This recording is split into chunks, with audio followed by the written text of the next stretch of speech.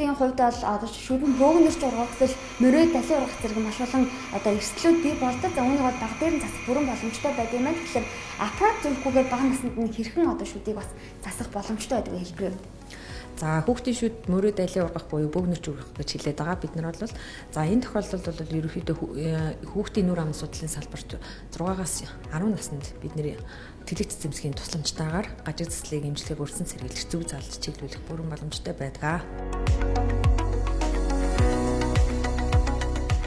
За манай эмнэлгээр ирдэг эцэг эхчүүдийн нэг хандах шалтгаан нь бол 6 настай хүүхдийн шүүд солигдлох эргэлзээ үед шүднүүд ингээд сүүн шүдэнд тэгшгэн байсан чинь байнга шүдэнд бөөгнөрөд ургачлаа гэсэн шалтгаанаар хөвчлэн эцэг эхчүүд ханддаг.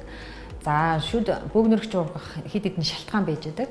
За нэгдүгээрт болохоор удамшлын шалтгаантай байж болно.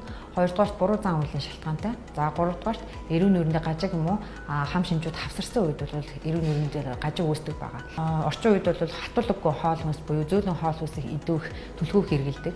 За бал зуух, амандаа юм зуух, шанаагаа тулах, за хилээ хөхөх, уруулаа хөхөх гэдэг шалтгаанаар шүтэлж байгаа шүднүүд байрлалын гажиг өөрчлөгдөх шалтгаантай үүсдэг байгаа. Гажиг цэцлийн эмчилгээг хэвшлийн эцэг эхчүүд 13 нас хүрээд те том болохоор хийнэ гэж боддог. Ингэж хийх нь бол ирээдүйд нөгөө эмчилгээний хугацаа уртсах, те үр дүн багасах ч юм уу, брикет аппарат зүүх үр дүн хугацаа хэтэрхий хоцрох тохиолдлууд аягүй их байдаг. За тэгэхээр бага насны буюу яг өсөлт хөгжлийн 6-аас 9 нас, 10 наснд идэвхтэй заалаад өгчих юм бол ирээдүйд гарах үр дүн илүү их хялбар хөнгөн болж ирнэ гэсэн үг. Эмчилгээний хугацаа богиносно гэсэн үг. Нэг эзэмсгийн эмчилгээ бол 6-аас 8 сар явагддаг.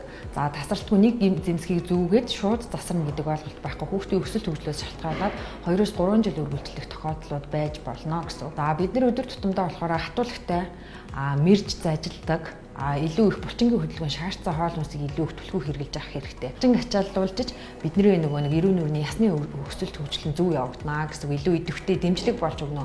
Аппарата зөвхөн за дээрээс нь зан үйлээ засах нь өдөр тутмын зан үйлээд илүү их сайжруулах нь байна гэсэн үг. Зан үйлийг эрт заснаар зуулт болон за гой зүүн хувьд за залгих болон зажлах үеийн хувьд илүү их хурдан засрах боломжтой.